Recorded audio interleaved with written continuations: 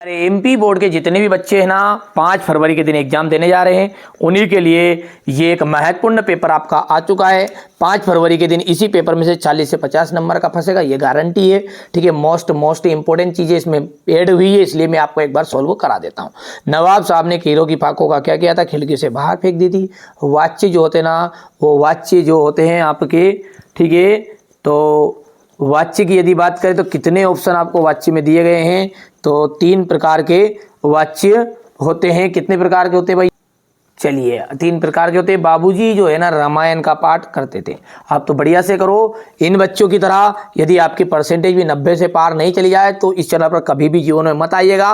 पर इस बहकाव में मत रहो कि किसी के पास रियल पेपर मिला, किसी के पास रियल पेपर नहीं मिलने वाला। ये कोई त्रैमासिक अर्धवार्षिक नहीं है कि उनके दादाजी, कि उनके बधाई जी, उनके मासा जी, फूफा जी वो बैठे स्क्रीनशॉट दे दिया, वहां से अंसाब डाल दिया, हम तो बल्लम चंद बन गए। वार्षिक किसी के पास नहीं मिलना है। चलिए आगे बढ़ते हैं। मोस्ट चीजें पढ़ो आप तो, और आएगा 100% इसी में से भी। रस का स्थायी भाव हो गया है उत्साह। कुर्तवाच्य में क्रिया जो है क्रिया के अनुसार बदलती है, तो क्रिया जो है वो कर्ता के अनुसार बदल जाती है। तो यहां पर लिख देते हैं अपन कर्ता। थोड़ा सा इसको अपन बढ़िया से बड़ा कर लेते हैं ताकि आपको कोई समस्या नहीं होगी। ठीक है, आप तो अच्छी तैयारी करो, मेरी पूरी जवाबदारी है। ये पेपर जितने बता रहा हूं उतने कर लो। यदि 1 नंबर भी आपका कट जाता ना तो मेरी गारंटी है। ठीक है, पहले आप इनको कर लो, आपको लगे तो भले अलग से कर लेना, फिर भले ही ना। भोलानाथ, भोलानाथ का असली नाम क्या था? तारकेश्वर नाथ, तारकेश्वर नाथ। ठीक है, चलिए इसके बाद में सूरदास के गुरु कौन थे? वल्लभाचार्य थे। कौन थे? वल्लभाचार्य। तो वल्लभाचार्य एकदम राइट आ जाएगा। सरोठा जो छंद होता है उसमें कितने चरण होते हैं? सरोठा छंद में 4 चरण होते हैं। कितने चरण? 4 चरण। श्रृंगार रस का स्थायी भाव रति होता है ना। ये रसों का जो स्थायी भाव होते हैं ना, उनसे एक प्रश्न हर साल ही पूछता है। नेताजी की मूर्ति बनवाई गई थी संगमरमर की।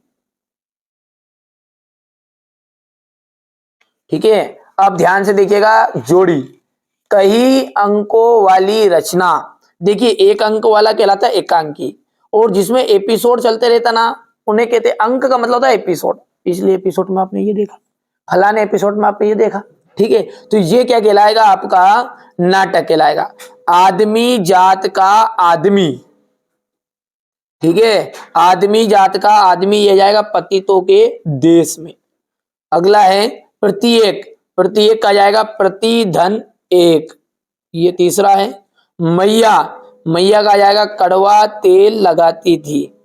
ठीक है, योग का जो संदेश है, योग का संदेश हो जाएगा उद्धव। पंचवटी, पंचवटी जो एक खंड काव्य है। यहां से बढ़िया से आप तो कंप्लीट कर लो, और इसके बाद में अपन बात करते हैं एक वाक्य में उत्तर। ठीक है, शब्द शक्ति जो होती है वो कितने प्रकार की होती है? तो 3 प्रकार की होती है शब्द शक्ति। ठीक है, शब्द शक्ति किसे कहते हैं? देखिए शब्द और अर्थ दोनों का संबंध को शब्द शक्ति कहते हैं। ठीक है, शब्द और अर्थ के संबंध को शब्द शक्ति कहते हैं। भोलानाथ सिसकना क्यों भूल गए? साथी बच्चों को खेलता देखकर। साथी बच्चों को खेलता देखकर।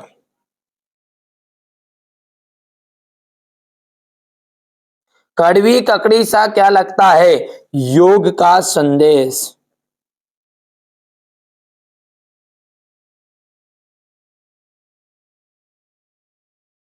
ठीक है, वात्सल्य रस के, वात्सल्य के अलावा रसों की संख्या कितनी मानी गई? देखिए वात्सल्य रस को हटा देना तो हम रसों को 9 रसों के रूप में जानते हैं। ठीक है, हिंदी का सर्वाधिक लोकप्रिय विधा कौन सी है? कहानी। ठीक है भैया, संधि की 3 प्रकार की होती है क्या? ठीक है, तो स्वर संधि, व्यंजन संधि और विसर्ग संधि सिद्ध है। मैया ने हल्दी पीसकर भोलानाथ के घावों पर थोपी। बिल्कुल। किसी बुद्धिस्ट के मरने पर रंगीन पताकाएं फहराई जाती है, ये आपका असत्य होगा। गोपियों ने उद्धव को ये जो संदेश है उसको स्वीकार कर लिया था। अरे उनका तो मन था कि जूता मार ले इस उद्धव को, क्या करें। ठीक है, कामयानी आधुनिक काल का श्रेष्ठ महाकाव्य है, तो ये कामयानी हो जाएगा, ये सत्य है। पान वाला कैप्टन चश्मे वाले का भाई है, तो ये आपका असत्य हो जाएगा। चलिए यहां से देखिए, नेताजी सुभाष चंद्र बोस की मूर्ति को देखकर लेखक के मन में कौन सी कमी खटकी? ठीक है, ये सारे क्वेश्चन 1 या 2 दिन में आपको प्रोवाइड करा दूंगा मैं। भगत के व्यक्तिगत और उनकी वेशभूषा का अपने शब्दों में चित्र प्रस्तुत कीजिए। यशपाल और मन्नू भंडारी का साहित्यिक परिचय निम्नलिखित बिंदुओं के आधार पर निम्नलिखित मुहावरों का अर्थ लिखकर वाक्य में प्रयोग कीजिए। ठीक है, चलिए इसके बाद में आपका ये यहां से प्रतिदिन और माता पिता का समास विग्रह करना है और समास का नाम भी बताना है। माता का आंचल शीर्षक की उपयोगिता बताते हुए अन्य शीर्षक को समझाइए। लेखक के अनुसार प्रत्यक्ष अनुभव की अपेक्षा अनुभूति उसके लेखन में कहीं अधिक मदद करती है। क्यों?